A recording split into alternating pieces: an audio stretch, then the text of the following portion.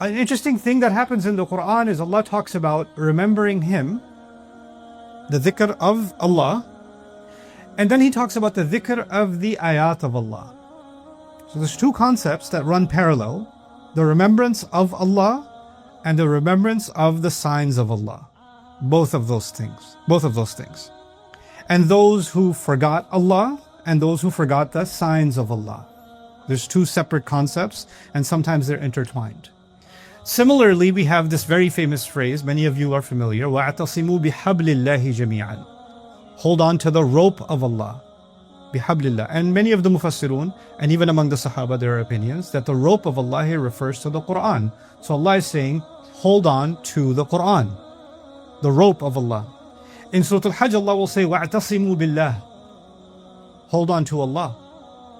Instead of saying hold on to the rope of Allah, He says hold on to Allah. So there are two phrases that on the one hand, Allah was saying remember the ayat of Allah, and then He says remember Allah. And now He's saying hold on to the rope of Allah, and then He says also hold on to Allah. So we're seeing an interesting parallel. And the parallel is one of them is the objective, one of them is the goal, and the other one is the means to the goal. So there's the hadaf and there's the wasila. The hadaf, the ultimate objective, is the remembrance of Allah. The way to accomplish that objective is the remembrance of the ayat of Allah. The ayat of Allah are the ultimate way by which we can remember Allah. There is no higher dhikr than that, right? The same way, the concept of holding on to Allah is best explained by holding on to the rope of Allah. So what I'm trying to get at, to start with, is that there is a very deep connection between spirituality, for us Muslims, spirituality, our connection to Allah Himself, and our connection to the Quran.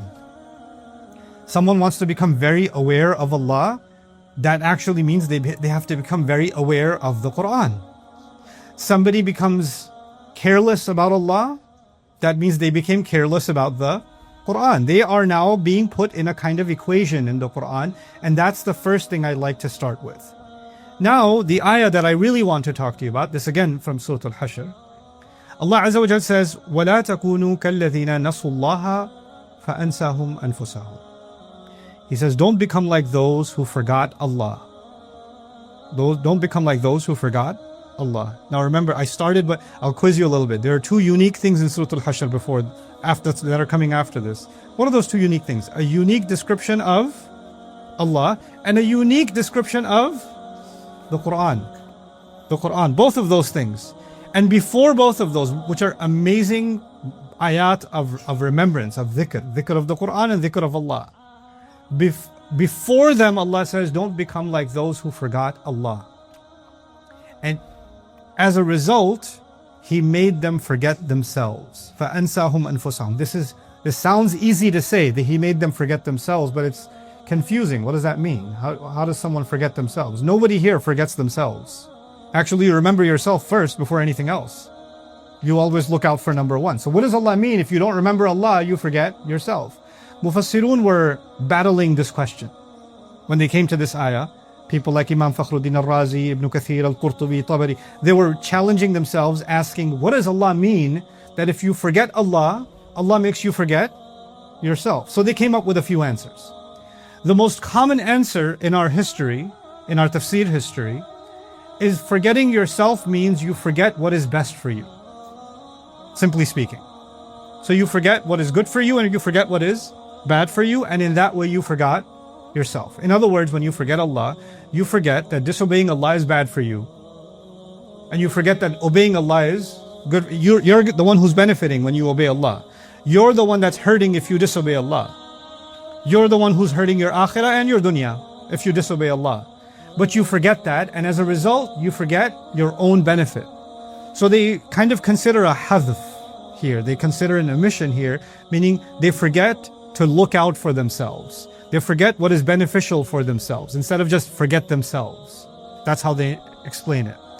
Another explanation Imam Fakhruddin al-Razi offered in the Tafsir al-Kabir is that they forget who they are. They forget their reality on Judgment Day. You know, the day when a mother will drop her baby, A baby will turn gray-haired. Everybody's running around. So they forgot all of their status from before. They used to be a big deal. They used to expect when they walk in the room, everybody's going to stand up, or everybody's going to say Assalamu alaikum to them first, or everybody's going to want to shake their hand. And now they're nobody on Judgment Day. They forget reminding other people. You know, people say, don't you know who I am? Like people try to remind you who they are, right? But on that day, they won't even know. They won't have any status like that. They'll have even a loss of sense of self, right? This is kind of similar in psychology to when you're in shock and you lose kind of awareness of your surroundings, right? And you kind of lose yourself in a moment, right? So that's another explanation. But I'd like to offer something more. Allah Azza wa Jal has used the word nafs. The word nafs, very heavy word in the Quran. It's used hundreds of times, maybe more than 300 times. The word nafs is used in the Quran. And it's not used in one meaning. Because I said, He made them forget themselves, right? That's what I said. فَأَنْسَاهُمْ أَنفُسَهُمْ. Anfus is the plural of nafs. The word nafs is used in the Quran for lots of meanings. The word nafs is used in the meaning of consciousness. Allahu yatawaffa al-anfus hina mawtiha, for example. Allah takes the nafs at the time of a person's death.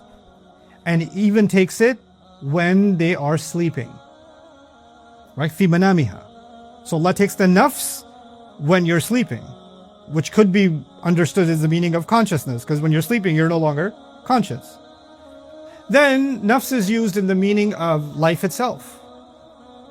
Nafs is used in the meaning of your personal emotions, right? It's used in that meaning too. It's actually used for your entire person, your entire being also. In fact, Allah even uses the word nafs for Himself. وَيُحَذِّرُكُمُ اللَّهُ نَفْسَهُ. Allah says, Allah is warning you about Himself. So He uses the word nafs for Himself, for Allah Himself. What do we learn from all of that? In this ayah, maybe we can look at nafs a little more deeply.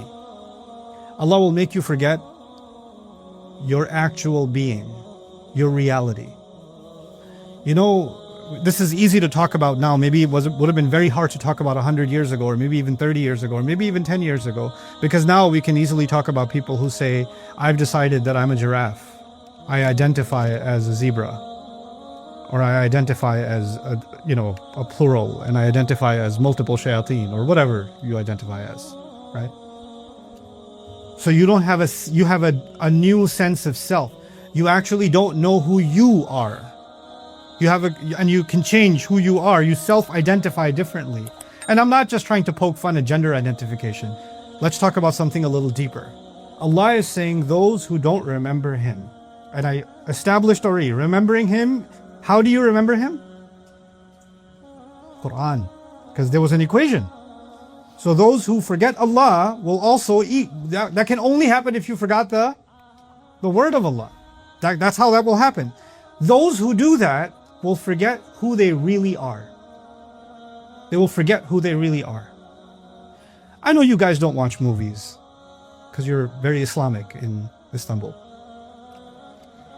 But sometimes in movies, astaghfirullah, there's a hero who got taken, he was the prince, he got taken from the village and he was raised somewhere, and then somebody says, do you know who you are? You're the king's son, you're the royal prince. You know what? That's why I have these superpowers, etc. They don't know who they are until something reminded them, this is who you actually are. Like they were someone very powerful, someone royal, someone with royal blood, someone with a special gift, and they didn't even know. They had no idea. The thing that Allah has given us before we even came to this world was so powerful that Allah commanded all of the angels to do sajda after pouring it inside us. There's something inside every human being that is so powerful that all of the angels that are closer to Allah than we will ever be, they do more dhikr of Allah than we will ever do. They have seen more miracles of Allah than we will ever see. That's the angels. And all of them are made humble to this creation of Allah, the ruh that Allah put inside you, inside me, inside every human being. That's not something weak, that's something very powerful. But when the people who forget Allah, they will forget what they have inside them. They won't see that inside them anymore. They'll just see a normal person who has priorities like everybody else, there's nothing special about them, they lose a sense of their own value. This is where I want to start with today. Allah Azza wa Jal has given us a very powerful statement here. You know, if we think in terms of geopolitics today, we know what's happening in the world and not too far from here.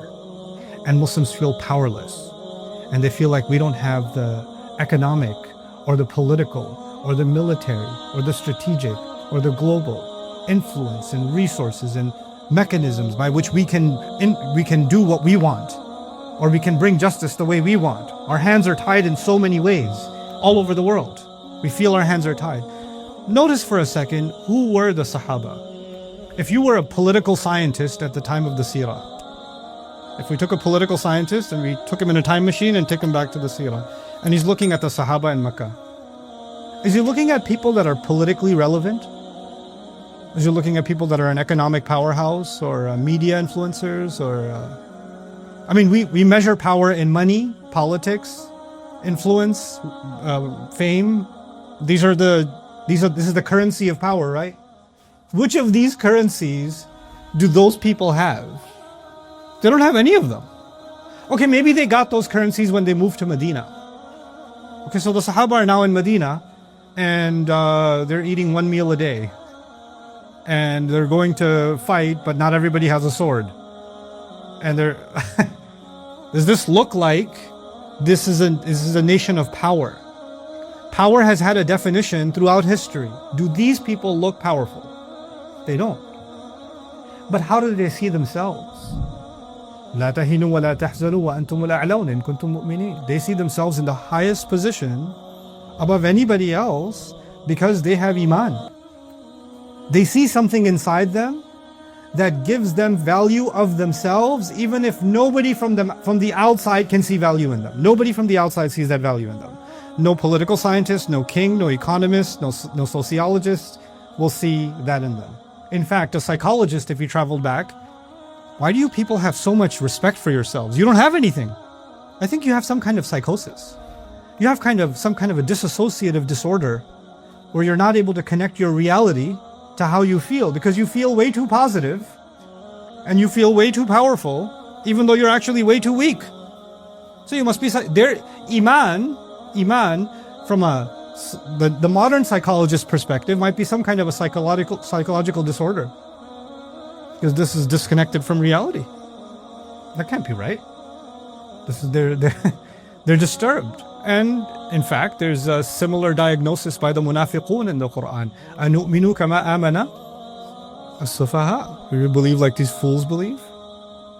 Now the problem happens when Muslims forget where power comes from in the Quran, and then they accept the definitions of power that come from before Islam and were carried by people after Islam that didn't have something to do with Islam itself, the Quran itself, and then we start becoming very angry that we don't have power. I feel worthless. I feel powerless. I feel I don't have any influence. I feel I don't have any impact. I start measuring myself. I start valuing myself based on currency. And so this concept of currency is something I'll take a minute to explain to you. You look at your bank account, you have a certain number. That's the money, that's your savings. That's the value of your account. We now have a certain kind of way of measuring currency. How popular am I? How wealthy am I? How influential am I? How liked am I? Etc., etc. There's social currency. There's digital currency. There's financial currency. There's political currency. There's all these kinds of currencies now, right? But Iman is not one of those currencies. And the Quran is not one of those currencies. Now, you know, if nobody knows you and you have Iman and you walk into a restaurant, nobody's going to treat you like a VIP because you have Iman. Wait, have a seat. Ahlul Iman walked in. But if you're the governor, if you're a billionaire, if you're the CEO and there's 20,000 employees under you, are you going to get special treatment? Are people going to recognize that power? They are. Are they going to recognize the power of Iman? No, they're not. They're not. What happens in the seerah of the Prophet ﷺ? You know, the Sahaba came to the Prophet ﷺ, and they were in Mecca, they were the weakest of the society. Most of them were the weakest of the society, politically, economically, socially, the weakest. And sometimes the Prophet ﷺ would get a chance to speak to the powerful people. He would get a chance to speak to the wealthy, the leaders, the heads of tribes. And Allah says, about the people who are with him, who have no power.